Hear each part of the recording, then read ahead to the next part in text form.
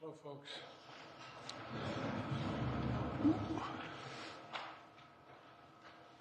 Just checking this afternoon. Good afternoon. Before I begin my remarks, I just want to say a few words about what happened yesterday in New York City. The American principle that no one is above the law was reaffirmed. Donald Trump was given every opportunity to defend himself. It was a state case, not a federal case, and it was heard by a jury of 12 citizens, 12 Americans, 12 people like you, like millions of Americans who served on juries. This jury is chosen the same way every jury in America is chosen. It was a process that Donald Trump's attorney was part of. The jury heard 5 weeks of evidence, 5 weeks. And after careful deliberation, the jury reached a unanimous verdict. They found Donald Trump guilty on all 34 felony counts. Now he'll be given the opportunity, as he should, to appeal that decision just like everyone else has that opportunity. That's how the American system of justice works. And it's reckless, it's dangerous, it's irresponsible for anyone to say this was rigged just because they don't like the verdict. Our justice system has endured for nearly 250 years, and it literally is the cornerstone of America, our justice system. The justice system should be respected, and we should never allow anyone to tear it down. It's as simple as that. That's America. That's who we are, and that's who we'll always be, God willing. Now to another issue. I want to give an update on my efforts to end the crisis in Gaza. For the past several months, my negotiators of foreign policy, intelligence community, and like have been relentlessly focused, not just on a ceasefire that would inevitably be fragile and temporary, but on a durable end of the war. That's been the focus, a durable end of this war.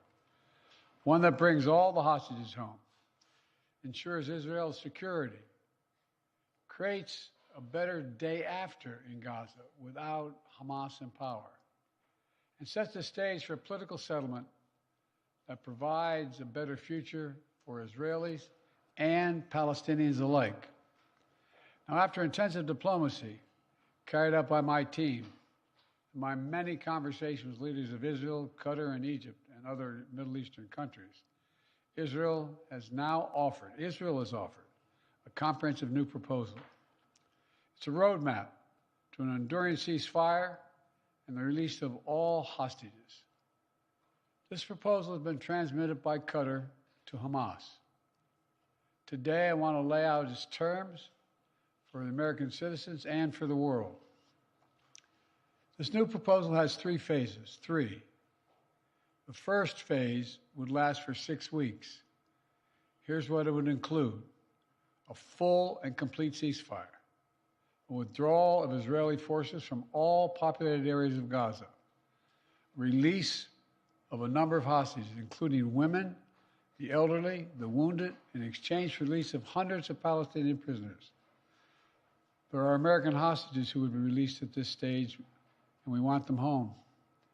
Additional, some remains of hostages who have been killed would be returned to their families, bringing some degree of closure to that terrible grief. Palestinians, civilians, would return to their homes and neighborhoods in all areas of Gaza, including in the north.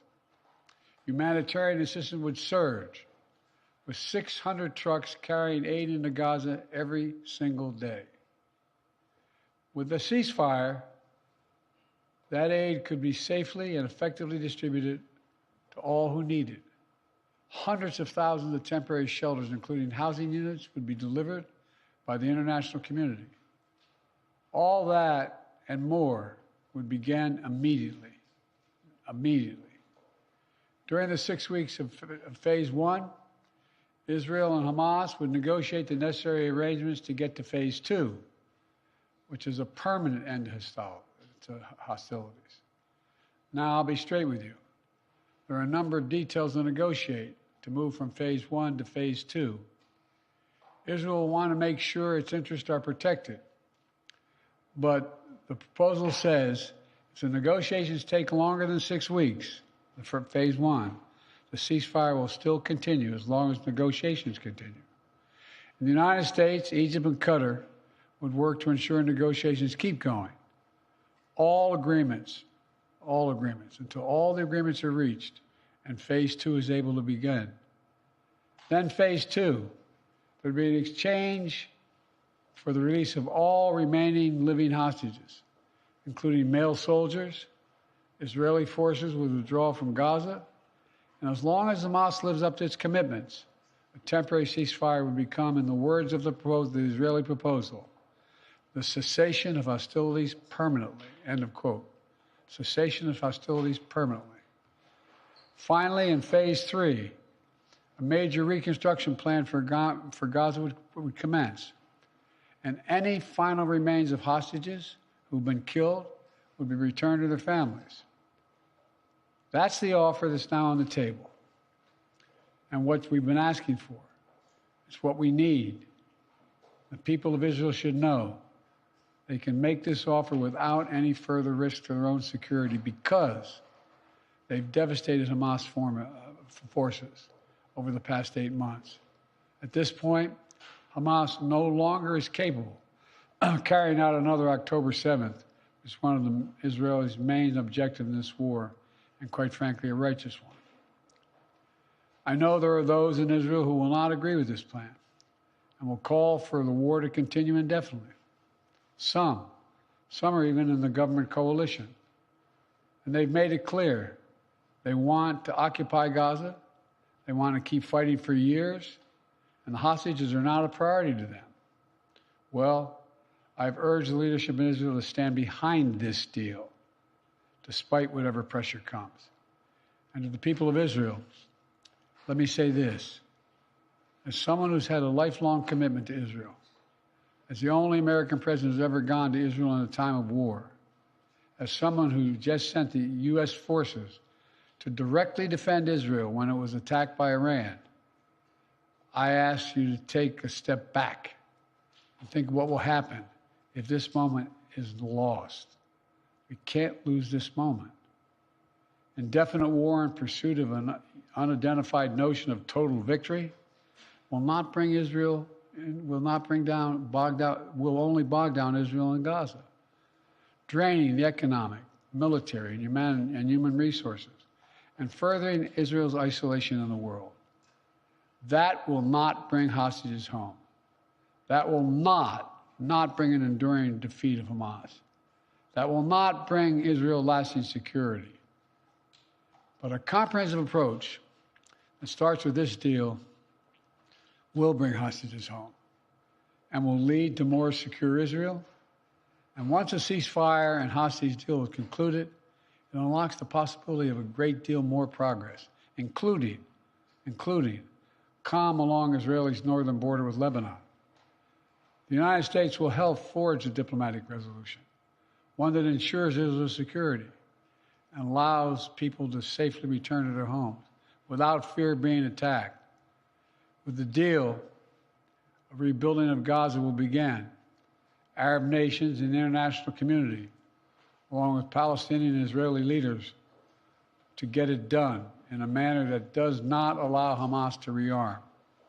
And the United States will work with our partners to rebuild homes, schools, and hospitals in Gaza, to help repair communities that were destroyed in the chaos of war. And with this deal, Israel could become more deeply integrated in the region, including, it's no surprise to you all, including potential historic normalization agreement with Saudi Arabia. Israel could be part of a regional security network to counter the threat posed by Iran. All this progress would make Israel more secure, with Israeli families no longer living in the shadow of a terrorist attack.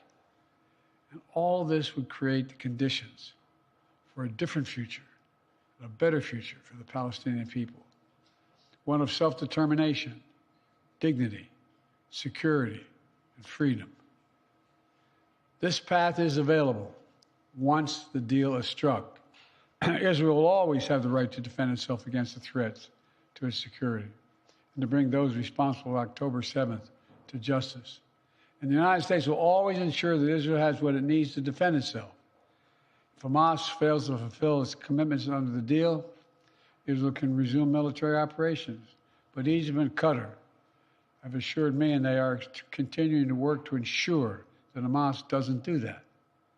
The United States will help ensure that Israel lives up to their obligations as well. That's what this deal says. That's what it says. And we'll do our part. This is truly a decisive moment. Israel has made their proposal. Hamas says it wants a ceasefire. This deal is an opportunity to prove whether they really mean it. Hamas needs to take the deal. For months, people all over the world have called for a ceasefire. Now it's time to raise your voices and demand that Hamas come to the table, agrees to this deal, and end this war that they began. Of course, there'll be differences on the specific details that need to be worked out. That's natural. If Hamas comes to negotiate, ready to deal, then Israel negotiations must be given a mandate, the necessary flexibility to close that deal. The past 8 months have marked heartbreaking pain. Pain of those whose loved ones are slaughtered by Hamas terrorists on October 7th. Hostages and their families waiting in anguish. Ordinary Israelis whose lives were forever marked by the shattering event of Hamas's sexual violence and ruthless brutality. And the Palestinian people have endured sheer hell in this war. Too many innocent people have been killed, including thousands of children. Far too many have been badly wounded. We all saw the terrible images from the deadly fire in Rafah earlier this week, following an Israeli strike against targeting Hamas. And even as we work to surge assistance to Gaza, with 1,800 trucks delivering supplies these last 5 days, 1,800, the humanitarian crisis still remains. I know this is a subject on which people in this country feel deep, passionate convictions, and so do I. This has been one of the hardest, most complicated problems in the world. There's nothing easy about this, nothing easy about it. Through it all, though, the United States has worked relentlessly to support Israeli security, to get humanitarian supplies into Gaza, to get a ceasefire and a hostage deal to bring this war to an end. Yesterday, with this new initiative, we've taken an important step in that direction. I want to level with you today as to where we are and what might be possible. But I need your help. Everyone who wants peace now must raise their voices and let the leaders know they should take this deal, work to make it real, make it lasting, and forge a better future out of the tragic terror attack and war. It's time to begin this new stage. For the hostages to come home, for Israel to be secure, for the suffering to stop.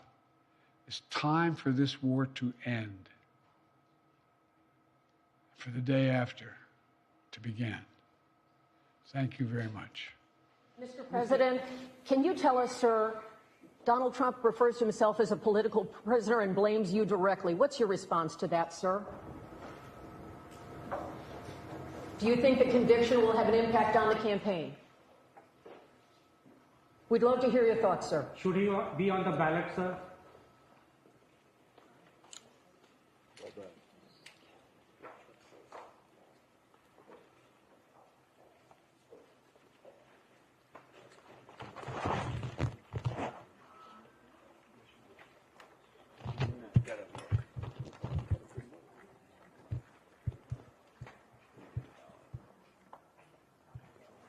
I have my glasses on, so I couldn't see them back.